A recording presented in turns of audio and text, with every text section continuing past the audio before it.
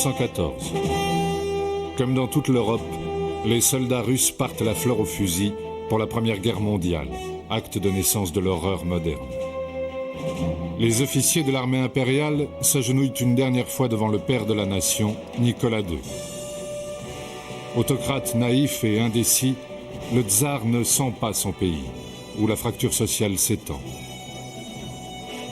Composé pour l'essentiel de soldats paysans, masse de 10 millions d'hommes, peu motivés, l'armée va progressivement se décomposer malgré quelques victoires initiales. Son sous-équipement, l'incapacité de l'économie à soutenir l'effort d'une guerre moderne et des pertes colossales vont précipiter l'effondrement du régime et d'un monde.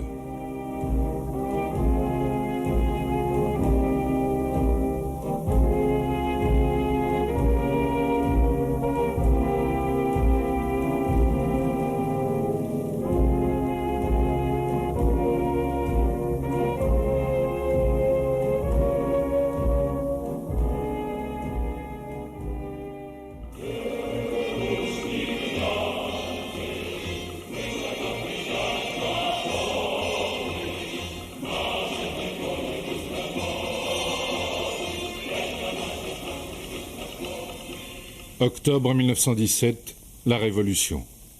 Son premier metteur en scène, Sergei Eisenstein, immortalisera le mythe fondateur de l'année zéro en transformant la prise du Palais d'Hiver, événement minuscule sur le plan militaire, en un rêve mondial.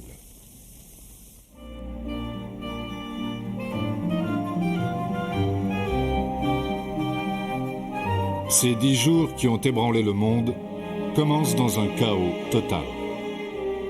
Il sera exploité par Lénine, aussi bien sur le plan théorique que stratégique. Mais toute son action s'inscrira dans une suite de malentendus. Il promet au peuple la terre, la paix, l'autodétermination et la démocratie.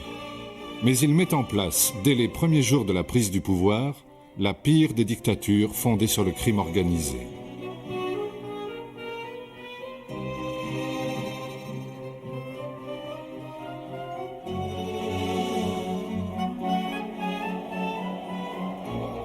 Premier défenseur de la révolution balbutiante, les Gardes rouges. Unité hétéroclite composée d'ouvriers des usines de Pétrograd, de marins de la flotte de la Baltique et de bolcheviks lettons, les Gardes rouges sont le bras armé de la dictature du prolétariat. S'y engagent ceux qui voulaient un autre monde, mais aussi ceux qui veulent simplement survivre.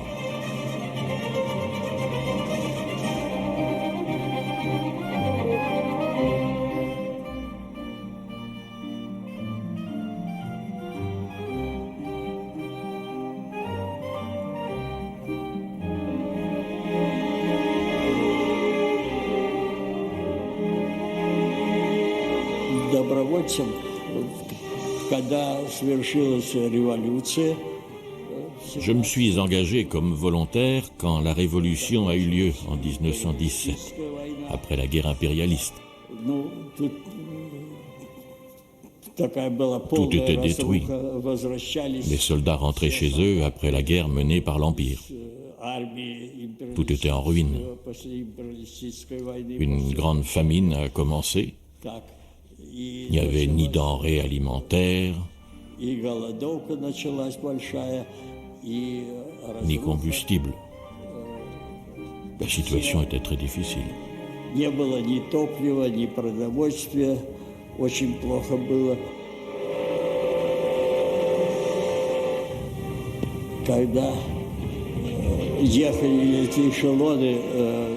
Quand les anciens soldats de l'armée tsariste prenaient des trains, ils dévalisaient et détruisaient tout ce qu'il y avait dedans. Ils déchiraient par exemple le tissu dans les wagons à banquettes rembourrés pour en faire des pantalons. Après, ils avaient des pantalons en satin rouge.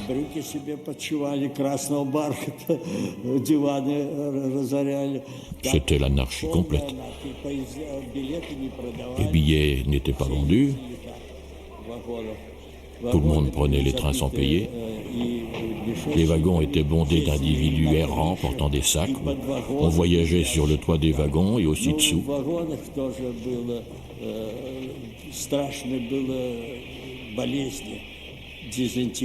En plus, il y avait des maladies terribles dans les wagons. Partout, les voies étaient salies avec du sang, ou des excréments mêlés avec du sang. Il y avait la dysenterie, le typhus et la fièvre typhoïde, etc. Différentes maladies. Dans les wagons bondés, les gens dormaient sur le plancher et les morts étaient allongés à côté des vivants. Pressés d'avoir les mains libres pour établir leur pouvoir dans toute la Russie, les bolcheviks, qui veulent sortir de la guerre à tout prix, abandonnent une grande partie du territoire de l'ex-empire aux Allemands.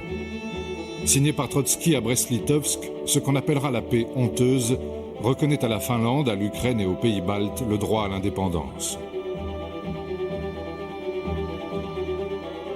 L'armée impériale, qui a perdu 2 millions d'hommes dans la guerre et dont plus de 2 autres millions sont prisonniers, s'effondre après la paix avec l'Allemagne. Désemparés devant la violence bolchevique, les humiliations et les lynchages dont ils sont l'objet, les quelques 300 000 officiers de l'ex-armée tsariste assistent d'abord passivement à la mise en place du nouvel ordre.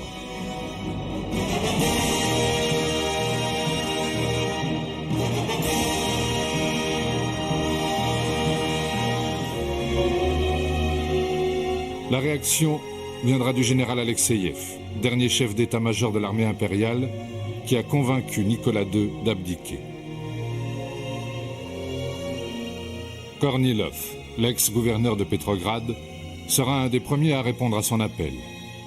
Alexeïev, réfugié à Novotcherkassk, capitale du Don et des Cosaques, va s'efforcer de sauver une Russie qui va, déclare-t-il, à sa perte. C'est une nouvelle guerre qui commence, dès 1917. Une guerre civile, sans pitié, qui va durer 4 ans, où les limites de la cruauté seront dépassées et où la vie des hommes comptera moins que celle des chevaux.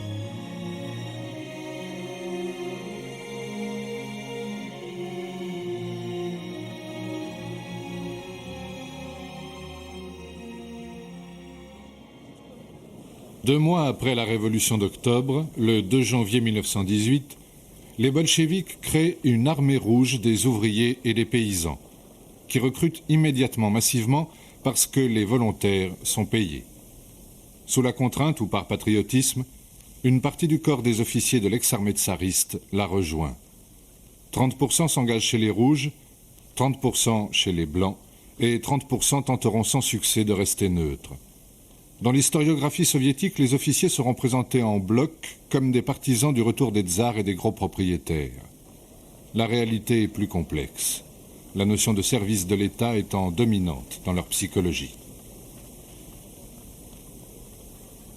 Dans la nouvelle armée, ceux qu'on appellera les spets, les professionnels, seront étroitement contrôlés par un nouveau corps, celui des commissaires politiques, qui surveilleront également les soldats qui désertent ou changent régulièrement de camp pendant la guerre civile. Certains étaient de pures crapules, rackettant et persécutant la population, d'autres croyaient sincèrement en l'avenir radieux que promettaient les bolcheviks. Dès sa création, l'armée rouge s'est distinguée radicalement de toutes les autres. Ce n'était pas seulement une armée nationale, mais celle d'un parti-État, avec des chefs sortis du rang, comme les ex-sous-officiers de l'armée tsariste, Voroshilov et Boudiony, qui deviendront des héros de légende du nouveau régime.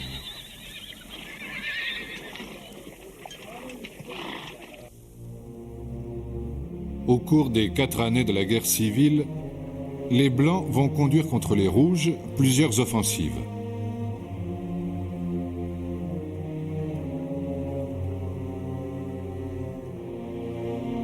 Le front le plus dangereux pour les bolcheviks est celui du Sud, sous le commandement du général Dénikine, les Cosaques et les cadets des écoles militaires fournissant le gros de la troupe.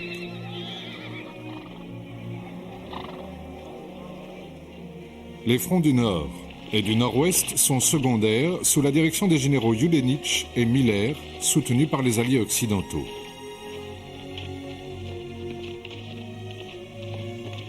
Le front de l'Est est dirigé par l'amiral Koltchak, qui contrôle la Sibérie avec le concours d'une légion tchèque qui a pris le parti des Blancs.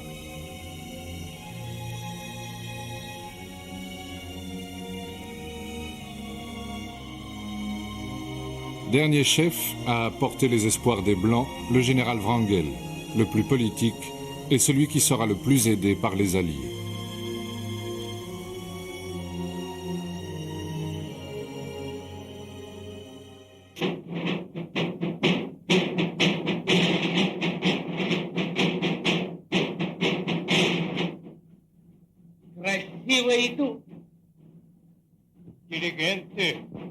L'histoire de la guerre civile va rester légendaire jusqu'à la fin de l'Union soviétique.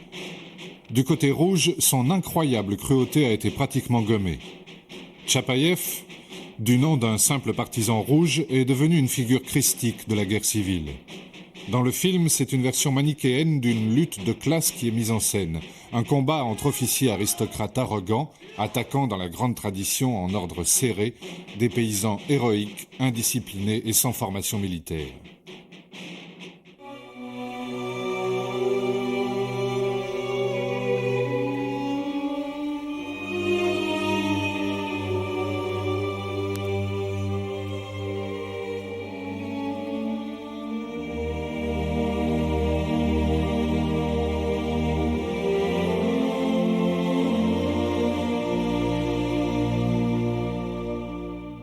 Du côté blanc, c'est la campagne des glaces qui devient légendaire. Pourchassée par 10 000 gardes rouges et presque exclusivement composée d'officiers, la petite armée de volontaires réduite à l'effectif d'un régiment, péniblement rassemblé par le général Alexeïev, s'enfuit vers le sud, au Kouban, sous la pression de ses poursuivants.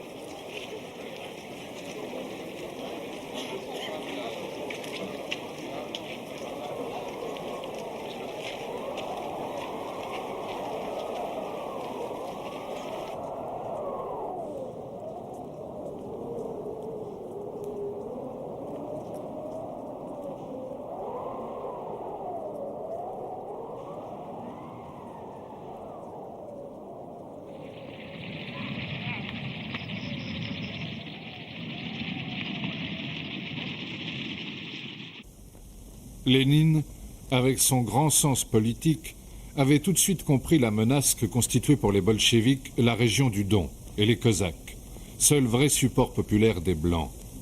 Il fallait à tout prix écraser dans l'œuf ce qu'il appelait, en faisant référence à la Révolution française, la Vendée rouge.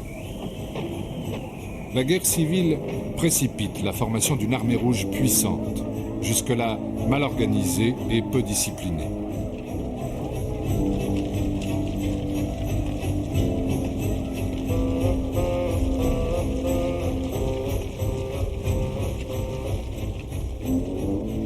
Dès le printemps 1918, elle compte déjà près de 200 000 hommes.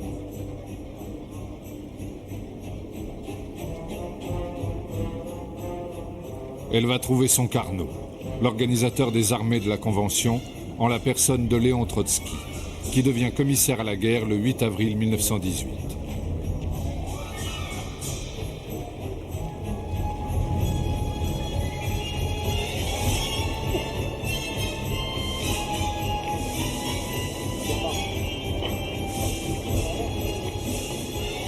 Issu d'une famille juive bourgeoise d'Odessa, ses premières années de révolutionnaire professionnel s'étant passées en Occident, il était, a priori, aux antipodes de l'univers militaire.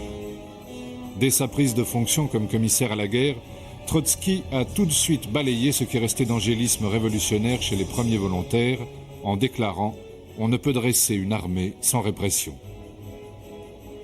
Sa première directive au chef d'unité sera « Le commandant placera les soldats dans l'éventualité d'une mort possible en avant et d'une mort certaine à l'arrière. » Pétri de contradictions, individualiste forcené, ayant un grand mépris pour les autres dirigeants bolcheviques, c'est le personnage le plus charismatique de la Révolution qu'il va, plus que tout autre, mettre en scène avec génie. Son premier outil de travail, le train blindé. Véritable gouvernement et état-major ambulant, c'est l'image emblématique de la Révolution en marche. Dans ce train, on imprime un journal, et des tracts simplifiés, conçus pour des paysans sachant à peine lire et ne voulant plus combattre. On transporte un orchestre qui joue à chaque halte l'Internationale, et même, modernité suprême pour l'époque, un projecteur de cinéma. À chaque arrêt des trains blindés, on distribue des médailles, ou on fusille. Surgissant de nulle part, les trains blindés semaient la terreur, avec leurs tachankas, carrioles équipées de mitrailleuses qui jaillissaient des wagons pour des opérations éclairs. Trotsky ne tenait pas en place. Il n'a pas cessé de sillonner les secteurs les plus difficiles de la guerre civile, alors que Lénine n'a jamais fait le moindre déplacement sur le front. En démon de la Révolution, le train blindé parcourait tout le territoire, et le fait de voir le commandant en chef apparaître en première ligne avait un grand effet mobilisateur. Trotsky lance en même temps un vaste programme de formation des cadres de la nouvelle armée en créant dès 1918 8 académies militaires.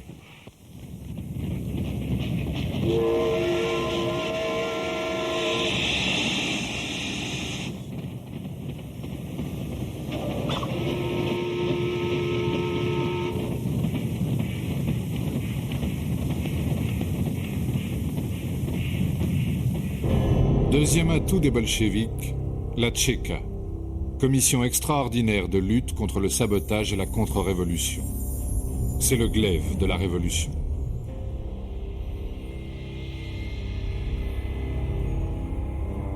Elle est dirigée par Félix Dzerzhinsky, bolchevique polonais, révolutionnaire professionnel formé par des années de prison et d'exil, qui enverra des milliers d'hommes à la mort sans jamais en avoir tué de ses propres mains. Composée au début d'une centaine d'hommes qui avaient presque tous travaillé au comité militaire révolutionnaire de Petrograd, la Tchéka ne répondra de ses actes que devant le gouvernement. C'est le premier pas vers l'édification d'un État policier. L'instauration d'une terreur généralisée trouve sa justification dans l'idée sans cesse proclamée d'une nécessaire revanche sociale. Les barines, les anciens maîtres, intellectuels, propriétaires et clergés sont systématiquement humiliés quand ils ne sont pas arrêtés. Les premiers qu'elle arrête sont les socialistes révolutionnaires. Formation politique majoritaire au début de la Révolution et compagnons de route des bolcheviks, ils défendent les intérêts de l'immense paysannerie russe. Dès les premiers jours de sa création, la Tchéka procède avec l'aide de l'armée rouge naissante à des confiscations, des arrestations massives et des exécutions. Tout le monde peut devenir suspect d'activité anti-révolutionnaire. En août 1918, les prisons étant pleines, les bolcheviks créent un nouvel instrument de répression, le camp de concentration. Le goulag fait dorénavant partie du paysage soviétique.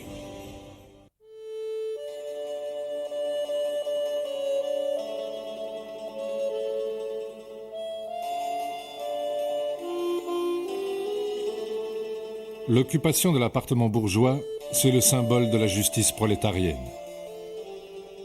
Transformé en logement communautaire, il va devenir un des aspects significatifs de la vie soviétique.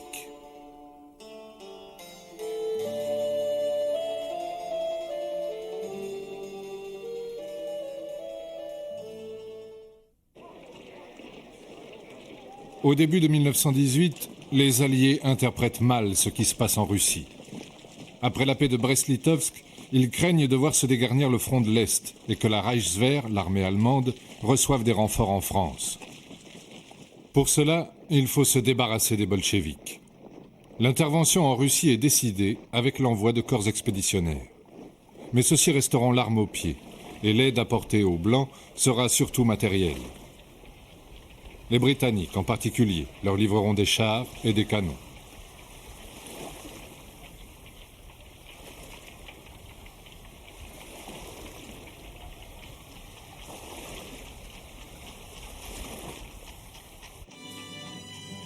Lénine saura amplifier cette intervention étrangère et la présenter comme une offensive du capitalisme international et une nouvelle guerre contre la Russie.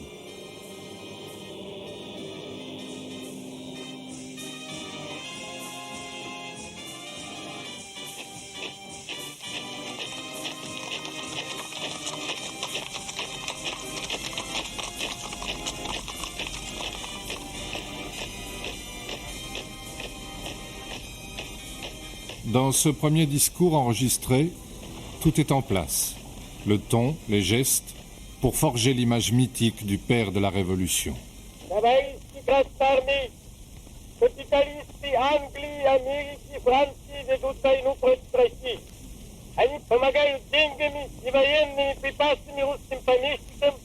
Которые ведут против советской власти войска из Сибири, Дона, Северного Кавказа, желая восстановить власть царя, власть помещиков, власть капиталистов. Нет, этому не бывать. Красная армия непобедима. Она объединила миллионы трудовых крестьян с рабочими, которые научились теперь бороться, научились товарищеской дисциплине, не падают духом, закаляются после небольших поражений, смелее и смелее идут на врага, ставится близко полное его поражение. Au début des affrontements sanglants entre blancs et rouges, ce qui frappe, c'est le contraste entre la modicité des effectifs engagés et la violence de la répression dans les deux camps. La chronique des crimes quotidiens m'oppresse inlassablement comme une malformation du cœur, écrit Isaac Babel, soldat dans la cavalerie rouge de Boudionni.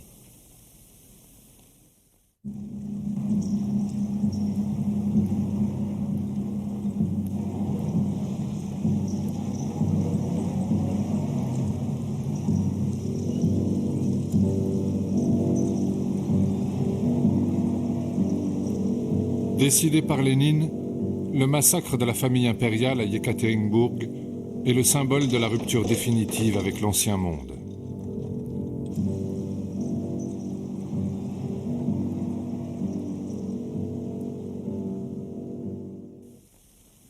Une violence sans limite s'installe.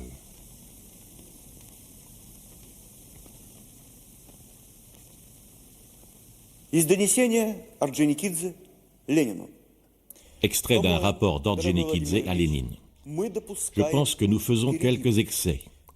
Dans la stanitsa cosaque révoltée, nous avons envoyé un train blindé, nous l'avons détruite avec 1000 obus. Et nous avons rassemblé les femmes et les enfants survivants pour exiger une rançon de 5000 roubles pour chaque obus envoyé sur eux.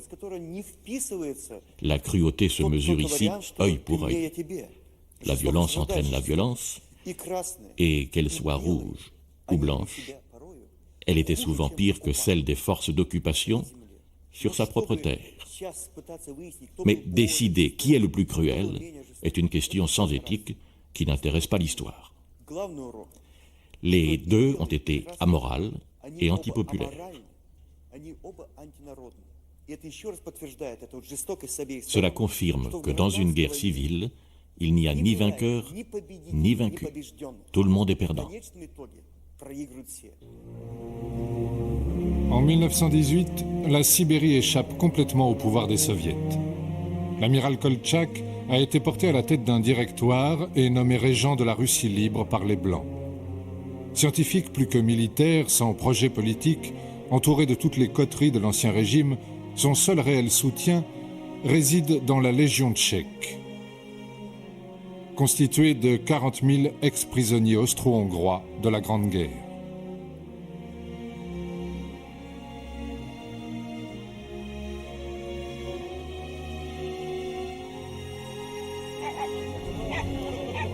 Les Tchèques vont contrôler le transsibérien et mener des combats incessants contre une armée rouge qui se renforce chaque jour.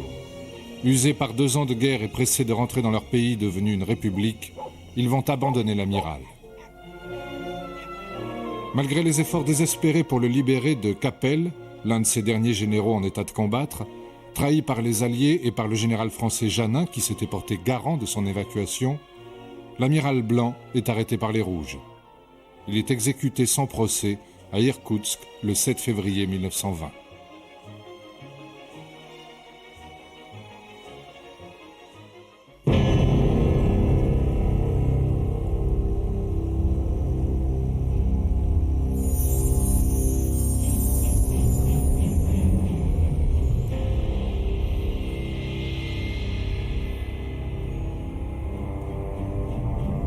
Confronté à une guérilla que vont mener plus d'1 an en Sibérie les derniers condottières blancs, les bolcheviks n'entrent à Vladivostok qu'en 1922.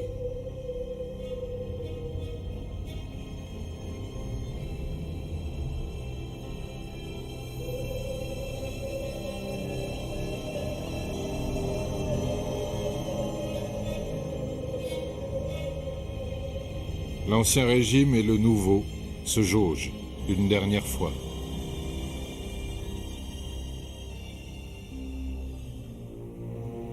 Dénikine, auquel Koltchak a transmis ses pouvoirs, a reconstitué une armée dans le Caucase. L'été 1919, le danger est de nouveau au sud pour les bolcheviks. Fils d'un ancien serf, Anton Dénikine aurait dû normalement choisir l'autre camp. Mais la terreur bolchevique l'a tout de suite révulsé.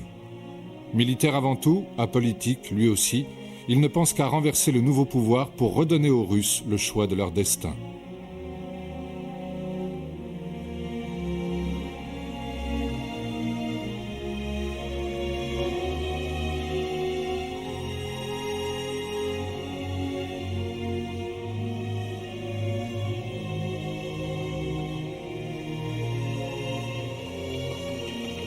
Disposant d'une bonne cavalerie, avec l'apport pour le gros de ses troupes de cosaques unanimement soulevés contre les rouges qui les persécutent, équipés de matériel anglais en quantité importante, l'armée de Dénikine engage en juillet une offensive qui se veut décisive sur Moscou.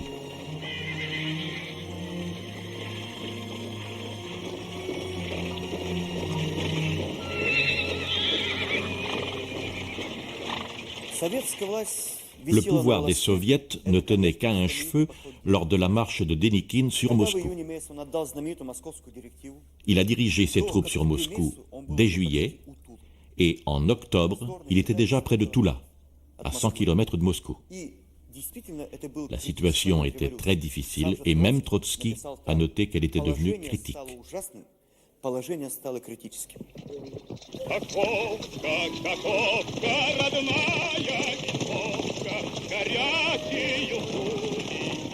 Le dernier espoir des Blancs s'effondre après la puissante contre-offensive d'une armée rouge déjà supérieure en nombre. La cavalerie de Boudienny brise une offensive trop étirée et sans cesse attaquée sur ses arrières par des bandes de partisans ukrainiens. Après 6 mois de combat, en 1920, les Rouges ont repoussé Dénikine à 500 km au sud et reconquis la partie la plus riche et la plus industrielle de la Russie.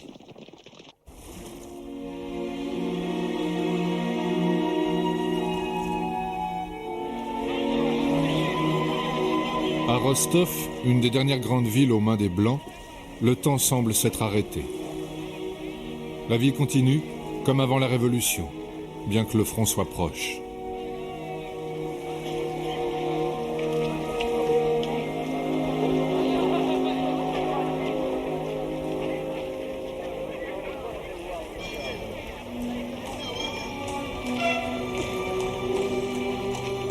Après son échec, Dénikine a démissionné et transmis ses pouvoirs au général Wrangel.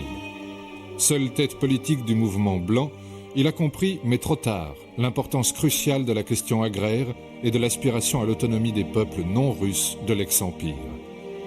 Il recevra une aide importante des Alliés et même quelques avions pilotés par les derniers cadets.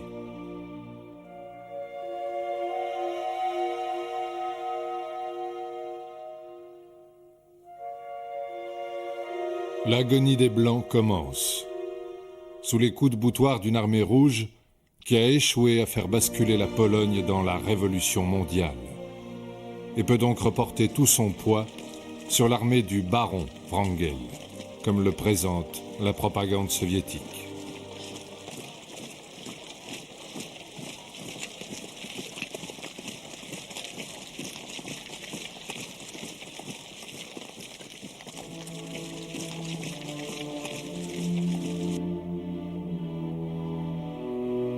Écrasés par les Rouges, qui alignent pour conquérir la Crimée 1 million d'hommes sous le commandement de Frunze, les Blancs mènent leur dernier combat sur l'isthme de Perekop.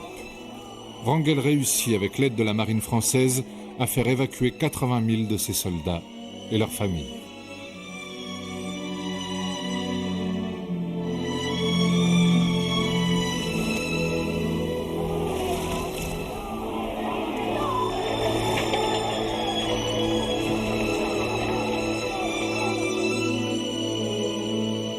Les 15 000 officiers blancs qui ne pourront embarquer seront fusillés.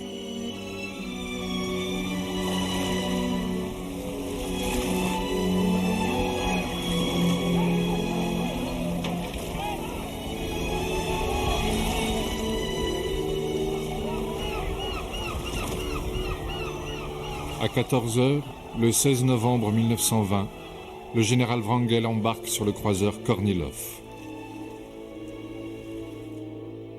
C'est un monde qui disparaît. La guerre civile entre les Rouges et les Blancs s'achève. Elle a fait 13 millions de morts, dont 2 millions de militaires. Mais l'horreur de cet affrontement sanglant ne s'arrêtera pas là. Il va peser sur toute l'histoire de l'URSS comme une malédiction.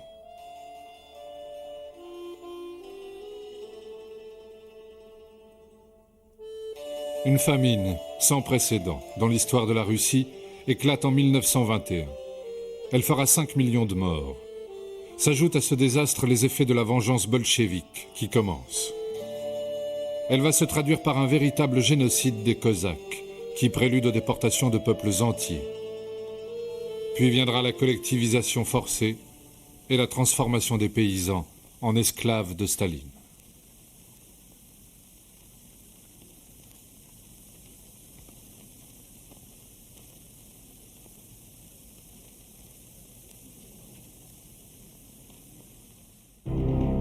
Après l'écrasement des Blancs, c'est en fait une deuxième guerre civile qui commence. La guerre la plus sale, qui affecte un peuple tout entier, celui des Moujiks, en révolte endémique contre la dictature bolchevique. L'année 1921 est marquée par des soulèvements sporadiques sur tout le territoire. Le plus grave, celui des ouvriers et des marins, premiers acteurs et héros de la révolution d'octobre, à Kronstadt, à quelques kilomètres de Petrograd. Le nouveau pouvoir doit lutter contre ceux au nom desquels il l'avait pris. La répression est féroce. Les matelots et ouvriers rouges qui voulaient mettre fin à la comissiocratie, c'est-à-dire à la dictature du parti-État, et qui exigeaient des élections libres, sont massacrés.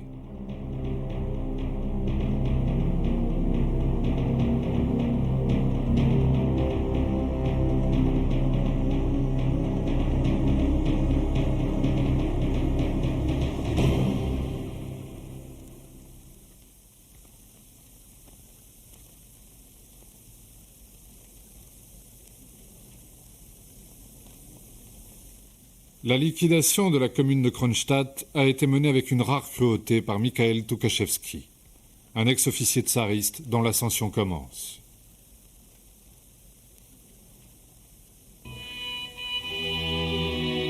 Les faits sont têtus, disait Lénine. Ils vont en tout cas l'obliger à mettre fin à ce qu'on a appelé le communisme de guerre, justifié, selon le dirigeant bolchevique, par la gravité de la situation, mais qui contenait en germe leur véritable projet de société.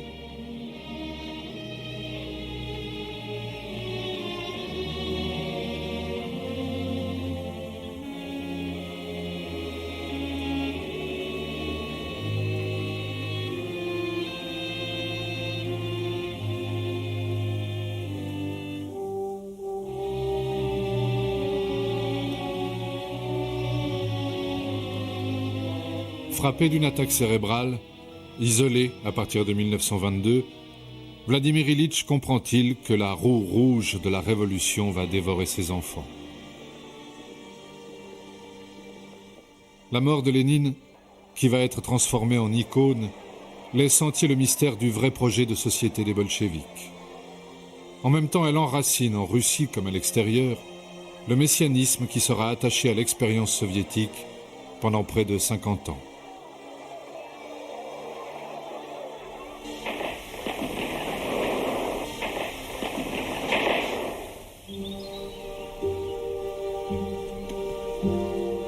La Russie pense ses blessures et échappe à un désastre annoncé. C'est la NEP, la nouvelle politique économique. Mise en œuvre au 10e congrès du parti en 1921, c'est un succès immédiat. La vie reprend ses droits pendant 4 ans. Une bourgeoisie rouge s'installe. Les NEP-men vivent sur un volcan, mais ils peuvent tout acheter. La paysannerie respire. On exporte du blé, et les magasins sont à nouveau achalandés.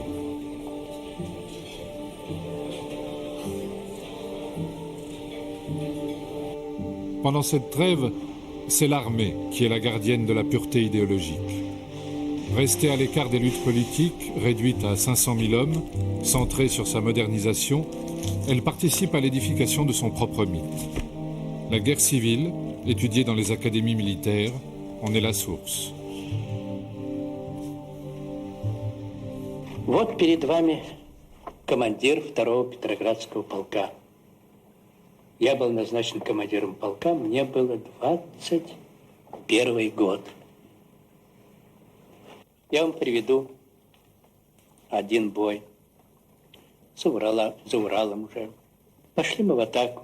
И вот, когда цепи полка вышли на такое плато, то метров 500 внизу против нас мы увидели тут цепи. Цепи офицерского полка, короткие шинели английские, винтовку на руки. Осталось метров 200, 250. И перед каждым командиром, перед командиром полка, командиром батальона, роты, сразу выбегают старые солдаты. Одна, вторая цепь. Подожди, командир, мы на свой штык врага возьмем.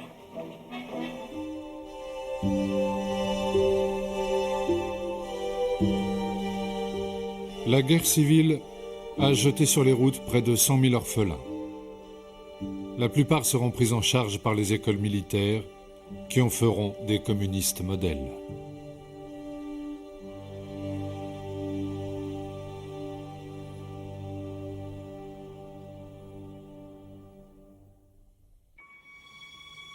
La mort de Lénine a ouvert la plus impitoyable des guerres de succession. Premier et absolu bénéficiaire du mythe qui se forge, le géorgien Iosif Djougashvili dit Staline. Son ascension malgré les réticences de la vieille garde bolchevique, le racisme latent des Russes pour les peuples extérieurs et enfin le snobisme de l'élite intellectuelle révolutionnaire sera irrésistible. L'ascension de Staline sera aussi étroitement liée à l'image de la mort. Suspecte en ce qui concerne la disparition de certains bolcheviks de la première heure, puis organisée à plus grande échelle.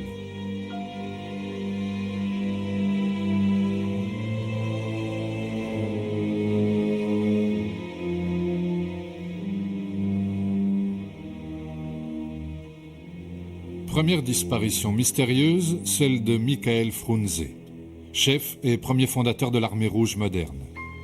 Successeur de Trotsky au commissariat à la guerre, il fut pendant la guerre civile un des rares chefs rouges humains dans un monde inhumain.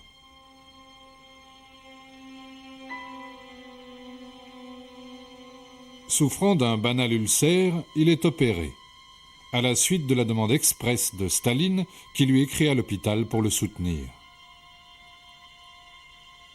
Frunze meurt sur la table d'opération. Ces obsèques vont ouvrir le défilé des enterrements solennels qui jalonneront les étapes de la lutte pour le pouvoir.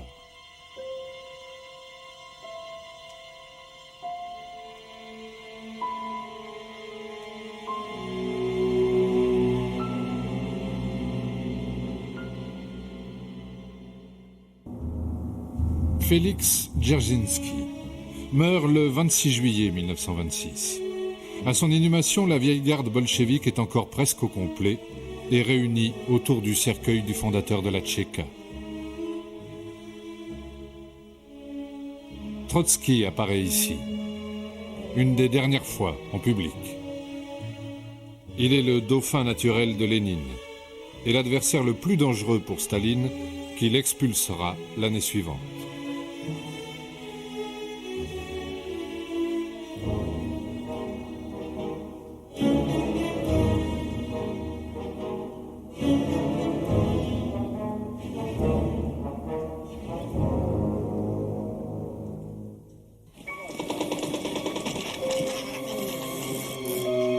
Le champ clos du combat politique, c'est Moscou ou Leningrad. Mais c'est à la campagne que le pouvoir bolchevique n'est ni reconnu ni accepté. D'autant que la promesse de Lénine, la terre aux paysans, qui a été accomplie, a créé une nouvelle classe, celle des petits propriétaires, les koulaks, littéralement les accapareurs, un de ces termes maudits de l'étrange terminologie soviétique. Assuré de son pouvoir, Staline déclare une véritable guerre à la paysannerie en décrétant en 1928 la collectivisation forcée des campagnes et donc la reprise des terres par l'État. Partout, l'armée rouge prête main forte aux tchéquistes chargés d'arrêter les koulaks, dont le seul bien se limite pour la plupart à 2 vaches. 2 millions de paysans seront déportés. Et 6 millions mourront de faim dans cette fuite en avant radicale d'une dictature qui refusera toujours de reconnaître les résultats catastrophiques de ses choix.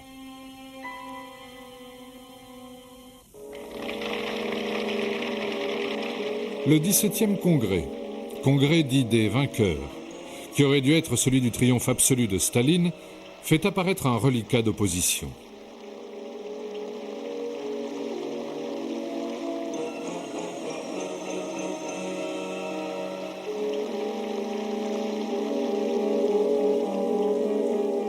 Vers qui braque-t-il le fusil à lunettes que lui offrent les congressistes?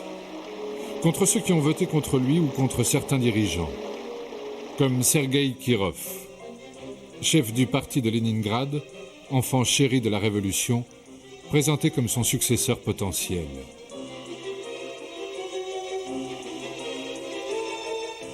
Le 1er décembre 1934, quelques mois après le Congrès, Kirov est assassiné par un jeune communiste que sa garde personnelle n'a pas contrôlé. L'attentat, présenté comme un complot des ennemis du peuple, autre expression sinistre qui va accompagner le quotidien des soviétiques, est le prétexte de la Grande Terreur qui va se développer de septembre 1936 à novembre 1938. Grâce au décret du 1er décembre 1934, jour de l'assassinat de Kirov, qui rend exécutoire la peine de mort dans les plus brefs délais, Staline va se débarrasser successivement de ses derniers rivaux et de presque toute la première nomenclatura soviétique. Futur ennemi du peuple, Anokhin a vécu enfant les débuts de la Grande Terreur. C'était justement le mois de décembre et la nouvelle de l'assassinat de Kirov à Leningrad venait d'arriver. Alors mon père et son ami Gary ont échangé des idées à ce sujet. Ils connaissaient Kirov car pendant la guerre civile qu'ils avaient faite en combattant dans le camp de l'armée rouge pour la défense de Saritsyn, Kirov était à Astrakhan.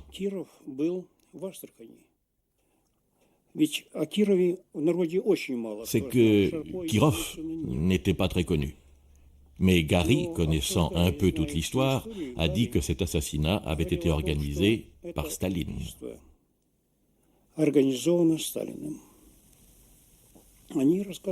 Ils ont raconté des choses étonnantes qui m'ont bouleversé. Par exemple, ils ont parlé de la ville de Tsaritsyn, où Staline était arrivé pendant cette période et où il avait fait fusiller des officiers de l'armée rouge, d'anciens officiers tsaristes. Dans ces conditions, chaque officier comprenait que son tour allait arriver s'il avait le malheur de déplaire à ce montagnard. Mais mon père et le colonel Gary y avaient échappé sans même faire des flagorneries. Mais ils se rendaient bien compte qu'ils étaient en situation d'esclaves, et pourtant, ils avaient rallié l'armée rouge volontairement.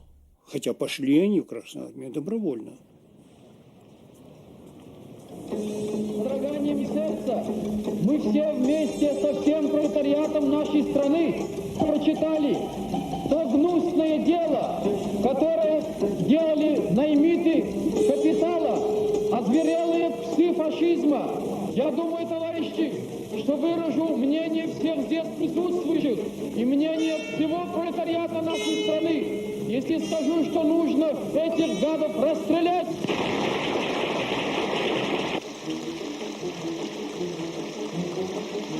Месть изменникам Родины! Les procès de Moscou sont médiatisés au maximum. Ces procès servent d'écran, tant à l'intérieur qu'à l'étranger, parce qu'ils masquent l'étendue de la répression.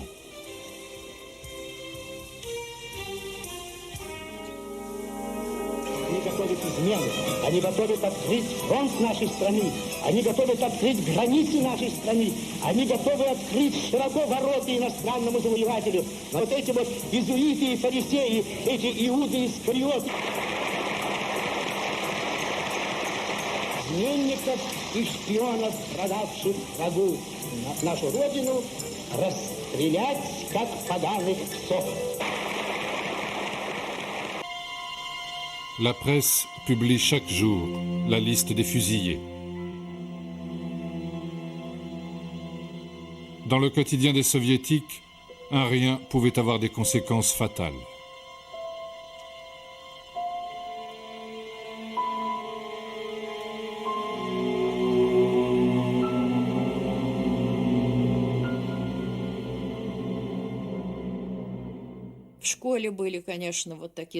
À l'école, quand les parents d'un élève étaient arrêtés, il arrivait très souvent qu'on les force à renier leurs parents. C'était très désagréable. Ils nous réunissaient exprès. Certains reniaient, d'autres ne voulaient pas le faire.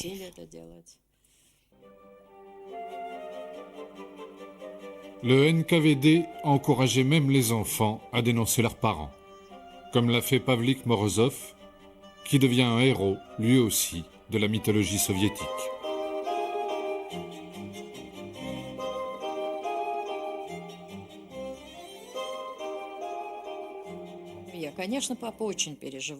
Bien sûr que papa était tourmenté par la disparition de ces gens, mais il n'en parlait pas ouvertement. La première fois, je ne me souviens plus en quelle année, mais c'était encore avant 1934. Ma mère avait une sœur qui vivait aux États-Unis et qui nous aidait. Il nous envoyait entre autres de belles cartes postales. Un jour, j'ai montré une de ces cartes à des enfants comme moi. Ma mère l'a vue et quand je suis remontée, elle m'a réprimandé très sévèrement. Ne dis jamais et à personne que tu as des parents en Amérique ou à l'étranger. Le ton faisait comprendre clairement qu'elle avait peur. C'est à partir de ce moment que j'ai commencé à avoir peur moi-même. À partir des années 30, l'URSS devient schizophrène. Chaque soviétique doit s'habituer à une double vie. Le pays légal, c'est l'État policier, tout citoyen pouvant se retrouver un jour ou l'autre au goulag.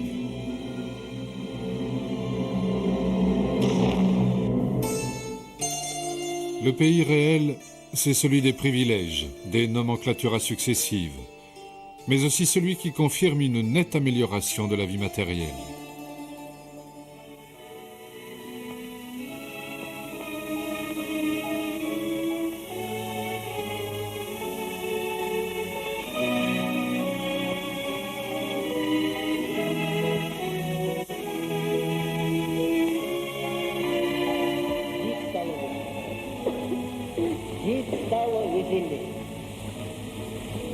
Когда веселье живется, работа стоит.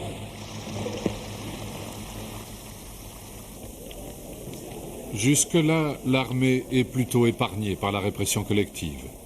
Les officiers ont un traitement privilégié, ils constituent l'élite du régime.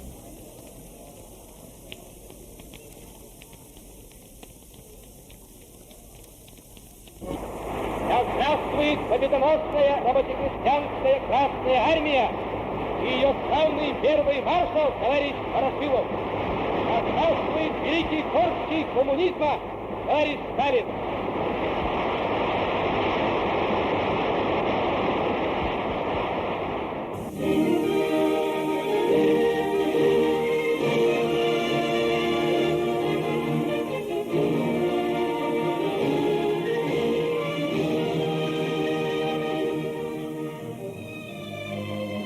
Aux grandes manœuvres de 1937, c'est une armée ultramoderne qui dévoile sa puissance.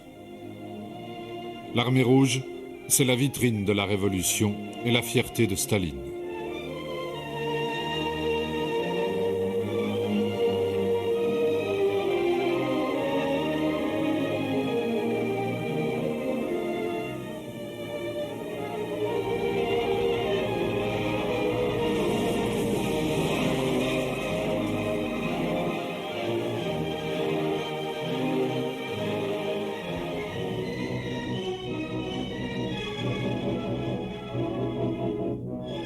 Les attachés militaires étrangers découvrent une arme nouvelle, les parachutistes, dont l'histoire commence dans le ciel soviétique.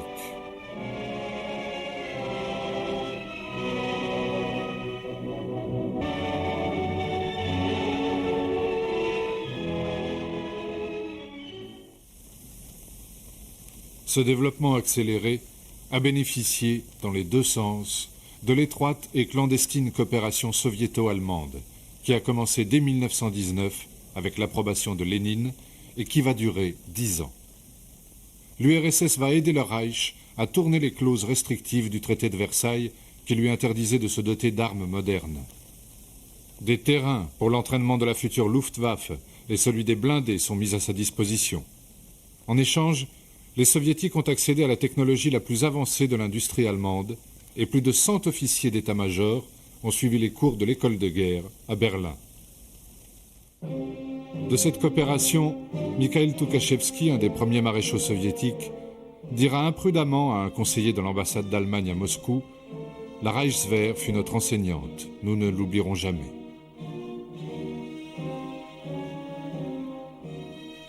La modernisation de l'armée rouge, dont Tukhachevski fut l'un des principaux artisans en tant que vice-ministre de la Défense, s'est heurtée tout de suite à l'opposition virulente des maréchaux, issus du rang, amis et valets de Staline.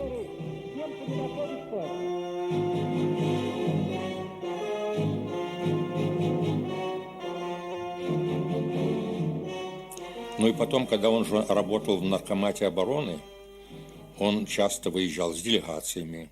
Quand il travaillait au commissariat à la Défense, il a fait beaucoup de voyages en Allemagne, en France.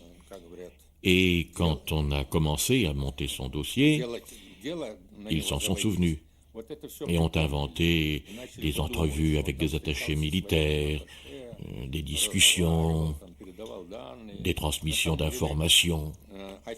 Mais les témoins sont unanimes pour dire que c'était faux.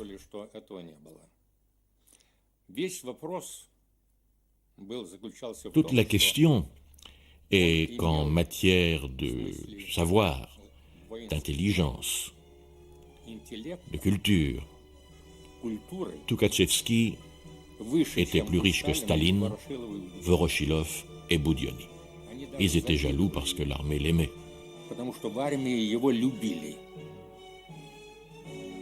De Voroshilov, Tukhachevski disait « Tout ce qu'il sait faire, c'est tirer au pistolet ».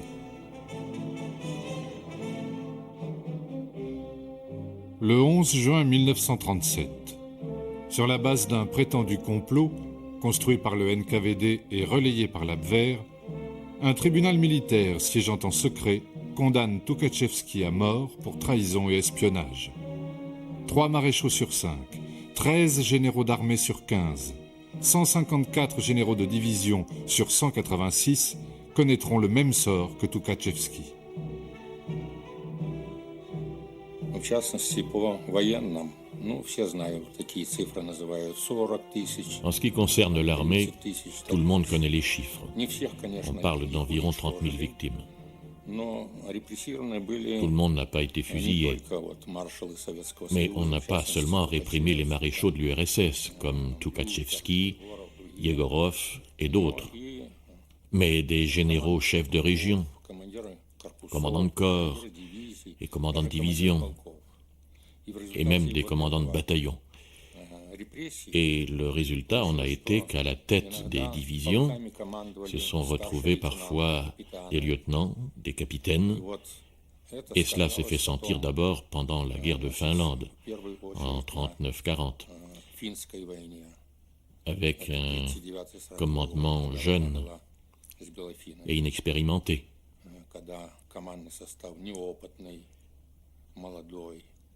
Mais l'essentiel est que tout le monde avait peur et se disait qu'on viendrait aussi pour lui.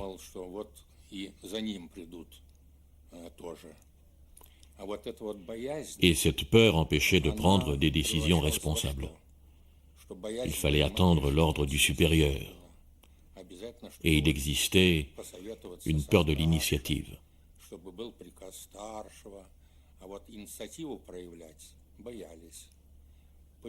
Pourquoi?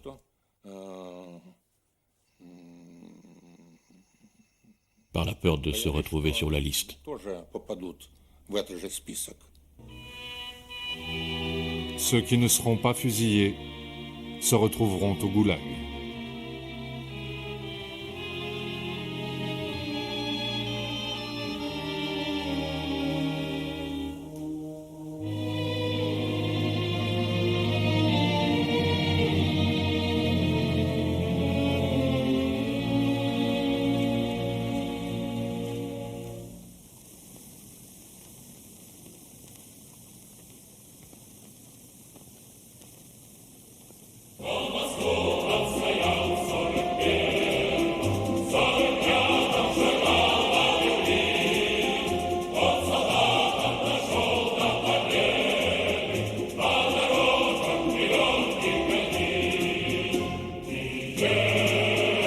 Thank you.